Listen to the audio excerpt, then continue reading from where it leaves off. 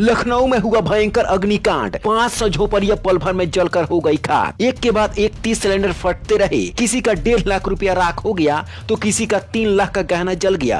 किसी ने बताया कि 50,000 रुपए घर के बक्से में रखे थे, सब कुछ जलकर तबाह हो गया। लेकिन सबसे बड़ा सवाल, आखिर इतनी भयानक आग कैसे लगी और किसकी लापरवाही ने सैकड़ों परिवारों को सड़क पर ला दिया है? क्या ये सिर्फ हादसा था या किसी की बड़ी लापरवाही का नतीजा? आइए सब कुछ जानते हैं इस 2 मिनट रिपोर्ट में। जी हां, आपको बता दें कि उत्तर प्रदेश की राजधानी लखनऊ से इस वक्त की सबसे दर्दनाक और दिल दहला देने वाली खबर सामने आ रही है।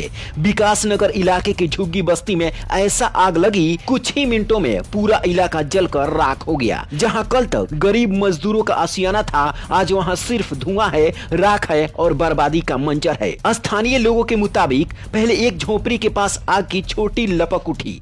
किसी को अंदाजा भी नहीं था कि यह चिंगारी कुछ ही मिनटों में सैकड़ों परिवारों की जिंदगी तबाह कर देने वाली है। तेज हवा, सूखी झोपड़ियां और पास पास रखे सिलेंडरों ने आग को ऐसा रूप दे दिया कि लोग सिर्फ अपनी जान बचाकर भागते नजर आए। स्थानीय लोगों का कहना है कि एक के बाद एक कम से कम 25 से 30 जोरदार धमाके सुनाई दिए। कई रिपोर्ट्स में यह भी सामने आया है कि मौके पर करीब 50 अवैध एलपीजी सिलेंडर जमा थे, जिनमें आग लगने के बाद लगातार विस्फोट होता रहा। हर धमाके के साथ आग और भी भड़कती गई। आग की लपटें इतनी भयंकर थी कि कई किलोमीटर से साफ साफ दिखाई दे रही थी। लोग सड़क पर निकल आए, माँ अपने बच्चों को ढूंढने लगी, बुजुर्ग अपनी जिंदगी भर की कमाई को जलते हुए देखते रह गए। और इस तबाही के मंजर में लगभग 500 से अधिक झोपड़ियां पूरी तरह जलकर राख हो गई और 1000 से ज्यादा लोग बेघर हो गए हैं आज। अब सोचिए, जिस घर में रात को चूल्हा जलना था वहाँ अब सिर्फ राख बची है। जिस बच्चे की किताबें थी, जिस माँ का बर्तन था, जिस मजदूर की दिन भर की कमाई थी, सब कुछ आग निगल गई है। सबसे बड़ा सवाल उठ रहा है